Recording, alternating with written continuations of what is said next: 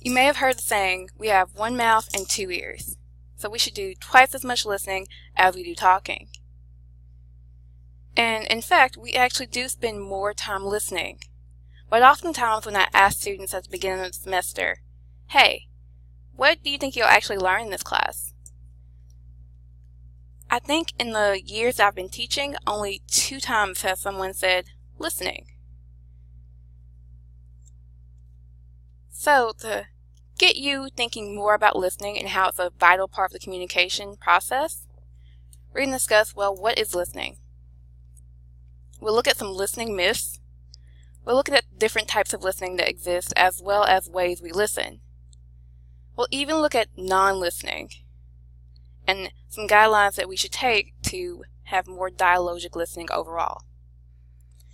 So at some point you may have heard something to the effect of, I hear you, but I'm not listening. Keep in mind that this is probably one of the biggest myths out there about listening. That hearing and listening are the same exact thing. They're not. Hearing is simply the physical process that happens whether you really want it to or not. If you can hear, if you don't have any hearing impairment, you can capture that sound with your ears. It's something you can't really control. But listening is a process of receiving and interpreting messages. It's something that you have to actively give yourself to. Be aware that even those people who are hearing impaired can still listen, because they can still focus on the process of receiving and interpreting messages. So now that we've busted the biggest myth that there is about listening, let's look at a few others. Here's one myth that I hear sometimes from students. I'm a good listener. Most people overestimate their ability to listen. And because of that overestimation, they don't practice to really try to listen. And then it turns into a hot mess when you have someone saying, I'm a good listener, but they don't do anything to actively improve those skills, and they actually tend to be weaker listeners. Keep in mind, to be a good listener, you have to consistently practice good listening skills.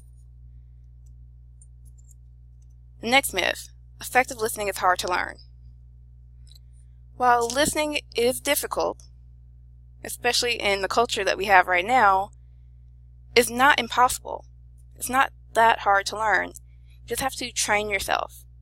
One of the biggest reasons listening proves to be more difficult nowadays is because we have so many distractions. You can pull out your cell phone, there's social media, we are always connected. And because of those distractions, sometimes we forget to listen to the person right next to us. Here's another myth. Good listeners are more intelligent. Now, intelligence and listening don't always go hand in hand. Sometimes they do. Sometimes you have people who are smart and know a lot about the course material because they are good listeners and they've absorbed that information. But probably the best example of how this is a myth was one time when I was at Starbucks. I met a man who was incredibly intelligent. He had studied so many different things. I don't think we could have actually had a conversation about all the different topics he knows. But the thing about him that made this myth so true for me is that even though he was very, very intelligent, he was a horrible listener. He wanted to do more speaking. He wanted himself to be known. He would interrupt people doing their homework, people having conversations with friends. He would just interrupt and try to have conversations that would be focused on what he wanted. In fact, I was at Starbucks grading. I was very, very focused on trying to get things done. But he wasn't listening to the implied messages there, and even sometimes the direct messages of, I'm busy. So be aware that not all the time is it good listeners are more intelligent, but I would say that good listeners are more emotionally intelligent, because emotional intelligence is other-oriented, and noticing how other people feel about something will probably make you a good listener. Another myth: older people are better listeners. That's not always true. You probably know some people in your own life who are older who don't listen. Essentially, as we get older, our habits become even stronger. And if we have bad listening habits, then those only get stronger too. And our final myth: women are better listeners than men. Remember, listening is a skill that everyone can develop, that everyone can practice. Deborah Tannen, who is a famous scholar, did tons of research on how men and women communicate. And she noticed that women tend to communicate based on relationships and emotional information, while men tend to focus more so on information, solutions, and problem solving. So it seems though there isn't really women are better listeners or men are better listeners. It's just that women traditionally listen for the emotional, and men tend to listen usually for the problem to solve. So it may just be that we're listening in different ways and don't really understand the other. Keep in mind that not all women are listening for emotional information and all men are listening for the problem. Those are just typical and studied that way. Then there's the different functions of listening. So sometimes we listen to show appreciation. This is simply listening for enjoyment. When you play your favorite song, or you watch your favorite movie or television show, even if you listen to a bird singing because you like the sound of birds, that is listening to show appreciation. It's not really a high cognitive commitment involved there, but again, it probably puts you in a great mood for a good day. Listening for comprehension is when you're listening to try to understand and learn something. What I hope you're doing right now, actually.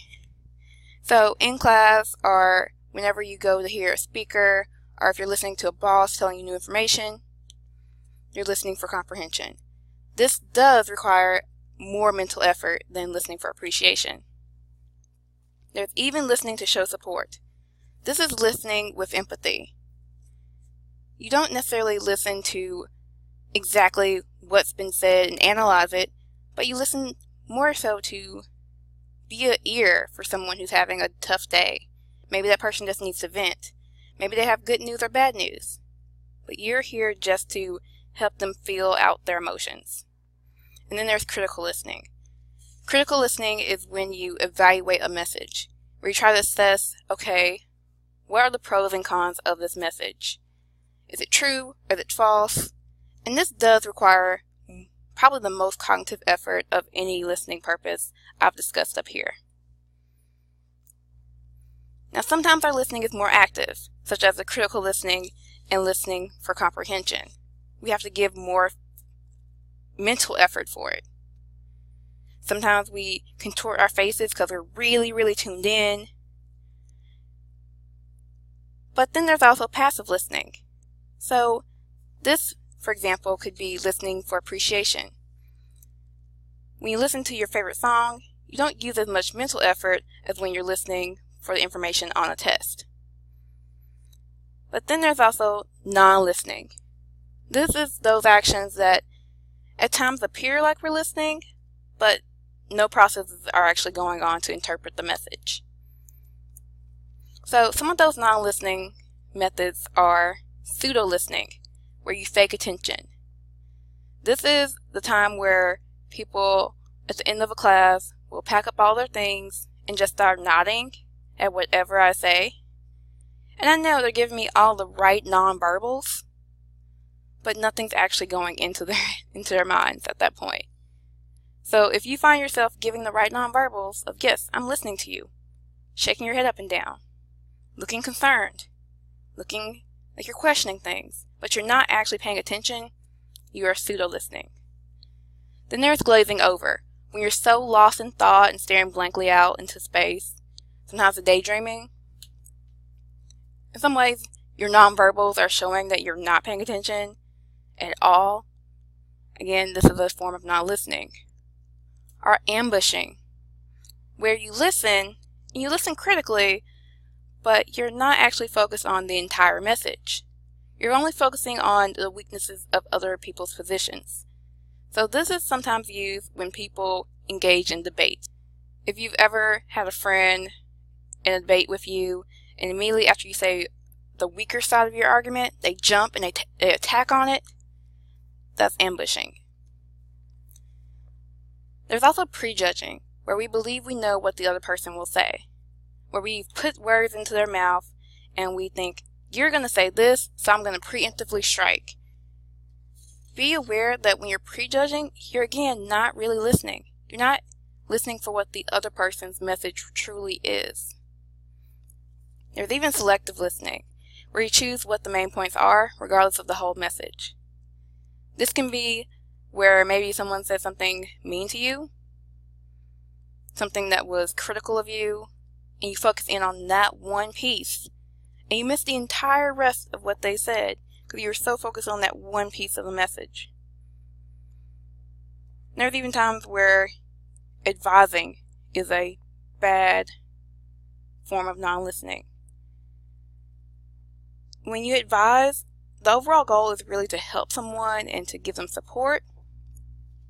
But when you just simply interrupt them and offer suggestions, or start to have them analyze what they've done and how they've done it, again, you're not really giving them a chance to say all they need to say. Be aware of when advising is not so much about helping that person feel heard, helping that person feel like they've been listened to, but when advising is about you trying to solve their problem. If you're trying to just solve their problem and help them get to the next level without fully listening to them first, then yes, you've created a barrier to effective listening. Rule of thumb, don't give advice unless someone asks for it. So, some ways to improve your listening overall, besides waiting to be asked for advice, is just to stop talking. Those people who talk too much, yeah. The friends of mine who talk too much and don't really let me have a chance to speak, who don't listen back to me, sometimes I don't always give them my time of day. So be aware to yes, make sure you stop talking. Make listening an overall goal. If you know you're on the phone with someone who's really upset about their bad day, this may be a great time to turn off the TV. This may be a great time to say, hey, wait, I have something on the stove. I really want to pay attention to you. Let me turn off the heat or turn it down. So try to remove those distractions. Make sure that you listen for the ideas. Not just what you want to hear, right? But really focus in on what is the overall message that they're trying to communicate to you. If you don't understand, remember, you can always ask clarifying questions. Be aware that you're going to have to listen for the nonverbals as well as the content. So, what's said and how that person says it. Because if someone says, I'm fine, the nonverbal there should tell you they're not actually fine and you need to listen a little bit more about, well, what's actually going on here. And lastly, remember to focus on agreement, not disagreement, especially when emotions are high and a dialogue can easily turn into a debate.